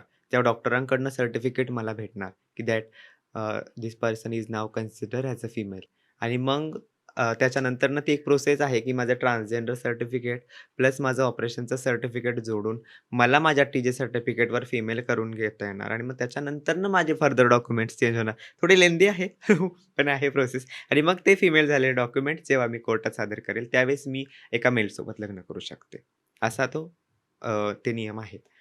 असं, की मी डायरेक्ट एक ट्रान्सजेंडर म्हणून मी एक मेलसोबत लग्न नाही करू शकत. हं. आणि तुमच्या कम्युनिटीमध्ये होतात का लग्न? आमच्या कम्युनिटीमध्ये म्हणजे मीन्स ट्रान्सजेंडर एका ट्रान्सजेंडर सोबत लग्न हो, करू हो, हो. शकतो. करू शकतात ना, लीगली करू शकतात. म्हणजे मी जर स्वतःला वुमन कन्सिडर करते आणि एखादा स्वतःचं जर मेल कन्सिडर करतो, तर मग त्या वुमनचं त्या मेलसोबत लग्न होऊ शकतं. फक्त डॉक्युमेंटेशन क्लिअर हवेत. म्हणजे आणि ते डॉक्युमेंटेशन क्लिअर कधी होतात, की जेव्हा तुम्ही ऑपरेशन्स करता त्यावेळेस. तुमच्या आधीच्या जेंडरमध्ये असताना नाव काय होतं तुमचं? माझ्या आधीच्या जेंडरमध्ये अक्षय म्हणून नाव होतं माझं. आधीच्या जेंडर म्हणजे मी आत्ता 2-3 वर्षापर्यंत माझं अक्षयच नाव होतं. आत्ता मी चेंज केलं. अक्षय टू जोया हे नाव सिलेक्ट करण्याचं रिझन काय होतं? अच्छा, छान प्रश्न होता. मला 4-5 वर्षापूर्वी एकदा विचारला होता हा प्रश्न. तर ॲक्चुअली कसं होतं, की मला जेव्हा माझं आयुष्य जगायला मी सुरुवात केली ॲज अ जोया म्हणून. तर तेव्हा माझं नाव जोया नव्हतं. मी अक्षय म्हणून जगायचे. पण मला कुठेतरी नाव बदलावं लागेल आणि मोस्ट ऑफ आमच्या समाजात कसं करतात, की रोहित असेल तर रोहिणी ठेवतात. हं. अक्षय असेल तर अक्षता ठेवतात. म्हणजे एक मॅचिंग कुठेतरी म्हणतात, की नावरास वगैरे जुळते म्हणून साठी ठेवतात. पण मला असं होतं, की माझं आयुष्य मला पूर्ण जगायचं होतं. कुठेतरी म्हणतात, की 84 दशलक्ष योनी पार करून कुठेतरी मनुष्य जन्म भेटतो आणि तो एवढा इझीला मला सोडायचा नव्हता एवढा इझिली. म्हणूनसाठी मी कुठेतरी ए टू झेड मला पूर्ण ए पासूनची जर्नी झेडपर्यंत करायची होती. म्हणून अक्षय आणि जोया ओके. हे कॉम्बिनेशन कुठेतरी करून मी माझं नाव जोया ठेवलं. आमच्यामध्ये कसं आहे, की गुरु लोकं नाव ठेवतात. हं, हं. तर माझ्या गुरूंनी माझं नाव जुई ठेवलं होतं. पण मी म्हटलं, "नाही, मला जोयाच ठेवायचं." आज तुम्ही एका प्रोफेशनमध्ये आहात, तर ऑन फील्ड तुम्हाला काही वेगळं असं बिहेवियर वगैरे सहन करावं लागतं, की आता नॉर्मलाईज झालेलं आहे तुमचं सगळं? नाही बघा, सुरुवातीला जेव्हा जॉइनिंग केलं, त्यावेळेस नवीन वाटायचं. म्हणजे अगदी माझ्यासाठी पण नवखं होतं आणि लोकांसाठी पण हे महाराष्ट्रामध्ये पहिली महानगरपालिका होती, की जिने असा इनिशिएटिव्ह घेतला होता. ॲक्चुअली 2022ला राजेश पाटील जेव्हा आयुक्तपदी होते, तर राजेश पाटील साहेबांनी अ, हा इनिशिएटिव्ह घेतला होता आणि त्यांनी आमचे ट्रान्स लोकांना हायर केलं होतं, की ज्याच्या धर्तीवर आता पुणे महानगरपालिकेत पण ट्रान्सजेंडर लोकं हायर केले. पण नवीन-नवीन असं लोकं जेव्हा मी कारवाईला जायचे आणि जेव्हा आम्ही स्क्वॉडमधून गाडीतून उतरायचो, लोकं म्हणायचे, "आता हे काय करणार इकडं? हे पावत्या फाडणार का?" म्हणजे लोकांना 5,000ची पावती होणार आहे, पण लोकांचं लक्ष तिकडं नव्हतं, की आता ही काय करणार आहे? ही काय बोलणार आहे? ही कशाप्रकारे कारवाई करणार? ते लोकांना ते खूप वेगळेपण वाटायचं. जेव्हा मी बसनी जायचे. माझा एक अनुभव सांगते. बसनी चालले होते घरी आणि सेकंड शिफ्ट होती. तो कंडक्टर मला भेटला होता. कंडक्टर मला म्हणे, की अ, "तुम्हाला आता पालिकेने नळ चालू करायला ठेवलंय का?" म्हणजे म्हणजे लोकांची समज किंवा मेंटॅलिटी तीच राहिली आहे, की आम्ही लोकं काम नव्हते करू शकत आणि मग कुठेतरी ती मेंटॅलिटी झेलत आम्ही ते दिवस घालवले. कुठेतरी तेवढ्या पगारामध्ये, त्याच्यामध्ये वॉशरूमची वगैरे सोय नव्हती. नंतर आता पिंपरी चिंचवड महानगरपालिकेत किंवा पुणे महानगरपालिकेत तुम्ही पाहत असाल, की तृतीयपंथीयांचे वॉशरूम्स वगैरे आलेत. तसेच आमच्या ऑफिसमध्ये पण आता सगळीकडे ते झालेले. त्याच्यामुळे आता फेस करायची सवय लागली. लोकांना पण आम्हाला पाहायची. आम्हाला म्हणण्यापेक्षा, की हां, मग चल मी माझा स्वतःचा अनुभव सांगते, की मला पाहायची सवय झाली, माझ्याशी बोलायची सवय झाली. त्याच्यामुळे आता काही मलाही वेगळं वाटत नाही. मला छान वाटतं ड्युटीला. बाहेर बंदोबस्त असतात. गणपती असेल, वेगवेगळ्या सणांचे असेल. मलाही खूप प्राउड फील होतं त्या बाबतीत आणि सगळ्यात पहिली गोष्ट, की माझ्या फॅमिलीला खूप छान वाटतं, की हां, ही जॉब करते. त्याच्यामुळं ऑन फील्ड किंवा ऑन ड्युटी खूप छान वाटतं मला, की या लाईफपेक्षा आता बरेचसे लोकं बोलतात, की "तू जॉबला लागलीस, मग तू आमच्या समाजाला बोलशील." पण मी का बोलू? कारण का माझी सुरुवात तिथे आहे. मला माहिती आहे पालिकेने 4-2 जॉब दिलेत. पण 4-2 लाख लोकं अजूनही टाळ्या मारतायत, याची मला जाणीव आहे आणि कुठेतरी खंत जरी असली, तरी ते सत्यता आहे. त्यामुळं ह्या गोष्टी कधीच नाही होणार आहे, की माझ्याकडनं कुणाचं मन दुखवणं. कारण का मी आज जॉबला लागले. काल माझंही साधन टाळीच असतं, पण कुठेतरी आज ते दृश्य बदललं. पण मला असं वाटतं, की त्या धर्तीवर सगळ्यांनी ते पाऊल उचलायला हवं. लोकं म्हणतात आमची परंपरा आहे. पण जर परंपरा असती, तर ती सगळ्यांनीच कंटिन्यू केली असती. पण माझ्या मते टाळी वाजवून, भीक मागून खाणे ही परंपरा नाहीये. तर माझ्या समाजाची मजबुरी आहे. आणि कुठेतरी त्या मजबुरीमध्ये माझा समाज ते करतोय. त्याच्यामुळे जर आरक्षण वगैरे किंवा जागा जर पालिकेने किंवा सरकारने, शासनाने जर कुठेतरी जागा, कामं दिली, आरक्षण दिलं, तर खरंच माझा समाज सुधरेल याची आशा आहे मला. तुमच्या आधीचे फ्रेंड सर्कल वगैरे सध्या तुमच्या कॉन्टॅक्टमध्ये आहे? हो, छान. एकदम मस्त. माझं फ्रेंड म्हणजे कसं गावाकडचे आपण जे म्हणतो, गाव ते गावच असतं आणि गावाकडनं जी माणुसकी असते, ती माणुसकीच असते. माझा पहिला अक्षयचा जो फ्रेंड सर्कल होता, तो स्टील जोया म्हणून माझ्यासोबत आहे आणि मला खूप अभिमानाने मी हे सांगते, की माझे जे पहिले मित्र होते, पहिल्या मैत्रीण होत्या, त्या अजूनपर्यंत मला तेवढंच प्रेम देतात. म्हणजे माझ्याकडनं ना, माझी फॅमिलीचे सुशिक्षित लोकं सुटली, पण माझं फ्रेंड सर्कल आणि जे आपण म्हणतो ना, की माणुसकी असणारी लोकं अजूनही माझ्याकडे तशीच आहे. मी अक्षयची जोया झाली, पण माझी माणसं आहेत तीच माझ्यासोबत आली. तो खूप प्लस पॉइंट होता माझ्या आयुष्यातला, ज्याच्यामुळे मी कधी खचले नाही. तुम्हाला जर का समाजाला किंवा शासनाला एक मेसेज द्यायचा असेल किंवा शासनाने तुमच्यासाठी काय करावं असं तुम्हाला वाटतंय तुमच्या कम्युनिटीसाठी? मी एक माझ्या तृतीयपंथी समाजाचा प्रतिनिधी म्हणून किंवा त्यांचा आवाज म्हणून बोलते. प्रतिनिधी म्हणण्यापेक्षा मी त्यांचा आवाज म्हणूनच बोलते. एक सिंपल वाक्य आहे सगळ्यांच्या तोंडून. जर तुम्ही कुठेही जाऊन कोणालाही हिरड्या समाजाच्या लोकांना विचारलं ना तुम्हाला, ते एकच म्हणतील, "जगा आणि जगू द्या." तुम्ही जगा. जसे तुम्हाला मूलभूत अधिकार आहेत, तसे आम्हालाही आहेत. जसे तुम्ही एकाच्या आईच्या पोटातून निघता, तसे आम्ही एका आईच्या पोटी जन्म घेतो. तुम्ही स्टेट समाजात वावरता, मोठे होता, लहानाचे मोठे. आम्हीही त्याच समाजात राहिलोय, त्याच समाजात लहानाचे मोठे झालोय. कुठेतरी आमचं माइंडसेट, कुठेतरी आमचं जे म्हणतो जेंडर वेगळं होतं म्हणूनसाठी कुठेतरी तुम्ही आम्हाला वेगळं केलं. पण आम्ही तेच आहोत. त्याच हाडामासाचे, त्याच रक्ताचे, त्याच समाजात जन्मलेले आहोत. त्याच्यामुळे तुम्हीही जगा.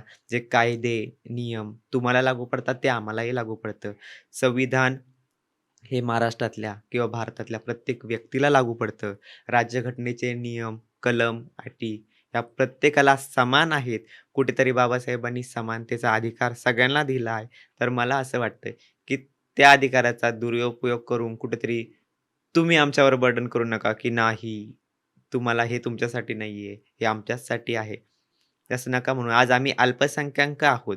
कुठेतरी आम्ही नंबरनी कमी आहोत. त्यामुळे आम्ही भांडायला, लढायला कुठेतरी कमी पडतो. पण बाबासाहेबांची तीच शिकवण आहे, की शिका, संघटित व्हा आणि संघर्ष करा. ती शेवटपर्यंत लक्षात ठेवून कोणी सोबत असो नसो, मी तरी माझ्या समाजासाठी लढत राहणार आहे.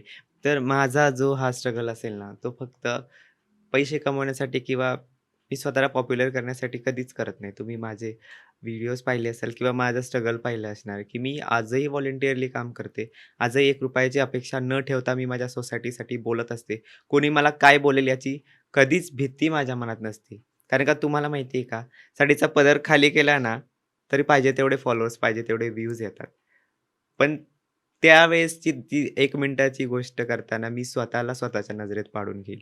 त्याच्यामुळं मला कुठेतरी माझ्या समाजात जर माझ्या सोसायटीला न्याय द्यायचा असेल, कुठेतरी अभिमानाने मिरवायचा असेल, तर पहिले तो अभिमान मला स्वतःमध्ये दाखवावा लागणार आणि मग मी तो माझ्या समाजासाठी गोळा करू शकते.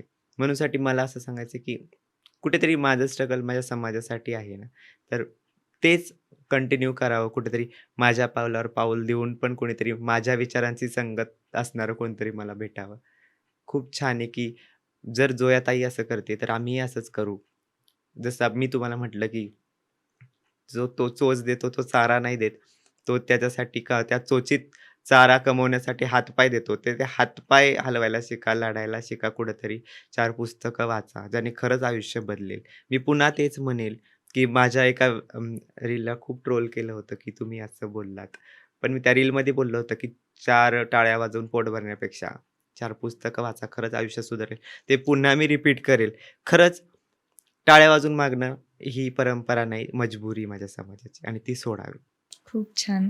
आणि नक्कीच तुमचा आदर्श घेण्यासारखंच तुम्ही एक आदर्श निर्माण केलेला आहे तुमच्या कम्युनिटीपुढे आणि नक्कीच याचं काहीतरी फ्युचर खूप चांगलं असेल आणि त्याचे प्रतिनिधी म्हणून तुम्ही सध्या काम करताय. हे खरंच खूप अभिमानास्पद आहे आणि तुम्ही पुढे जाऊन कुठेतरी एका मोठ्या पदावरती असावेत ही आमची इच्छा असेल. नक्कीच. मी स्वतः मला काहीतरी माझ्या कम्युनिटीसाठी करायचंय. मी पैशाकडे कधीच नाही पाहत किंवा मी पॉप्युलॅरिटीकडे कधीच नाही पाहत. माझा फोकस माझी कम्युनिटी आहे. मला वाटतं कुठेतरी मी कोणाचं वाईट कधी चितलं नाही. म्हणूनसाठी माझ्या आयुष्यात सगळं पॉझिटिव्ह, पॉझिटिव्ह, पॉझिटिव्हच होतंय आणि आय होप की ते होत राहावं, की जो पॉझिटिव्हनेस पुढे नेऊन मी माझ्या समाजाला देऊ शकतो. नक्कीच. आणि आज तुम्ही आमच्यासोबत इतक्या दिलखुलास गप्पा मारल्या. एवढे सगळे काही डाउट्स जे होते ते क्लिअर केले. लोकांचा नजरिया कुठेतरी हा पॉडकास्ट बघून बदलेल असं वाटतंय आणि नक्कीच बदलेल आणि तुमच्या पुढच्या आयुष्यासाठी खूप खूप शुभेच्छा आणि इथे आलात त्याबद्दल खूप खूप धन्यवाद. धन्यवाद. तर आजचा हा पॉडकास्ट तुम्हाला कसा वाटला कमेंट नक्की करा आणि नेक्स्ट पॉडकास्ट तुम्हाला कोणत्या टॉपिकवर किंवा कुणाचा बघायला आवडेल तेही नक्की कळवा. धन्यवाद.